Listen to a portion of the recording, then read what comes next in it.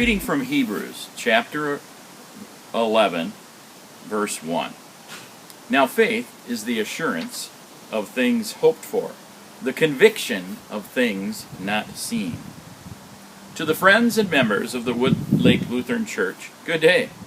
I welcome you to another candid conversation around the finances of our church. For those keeping track, 2 weeks ago, I spoke briefly about our income, and that was to date the end of July. Last week, I spoke to the expenses to that same date. As mentioned, I presented this as a foundation, if you will, for what occurs next, which is putting into plan for our fiscal year planning process, if you will. The verses I am reading from today have a theme. They are a theme of faith, something that can be difficult for me and folks like me that continually work with figures and ledgers.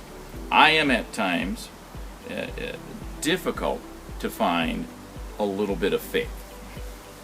We are in unusual times. We're in a pandemic.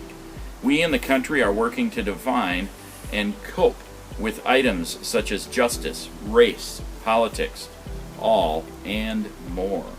These are broad divides that are put in so many of these areas.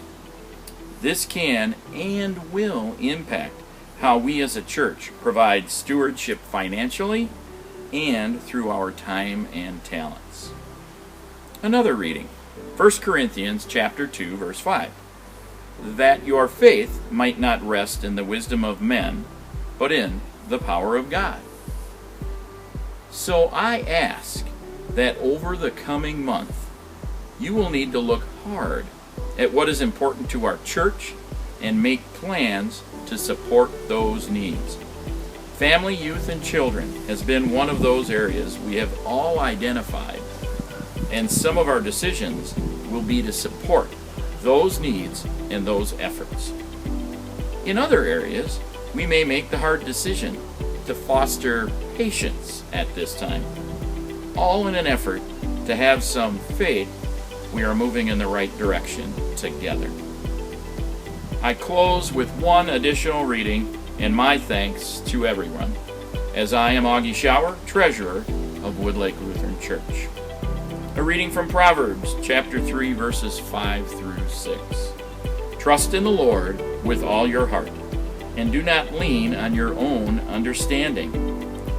In all your ways acknowledge Him, and He will make straight your paths.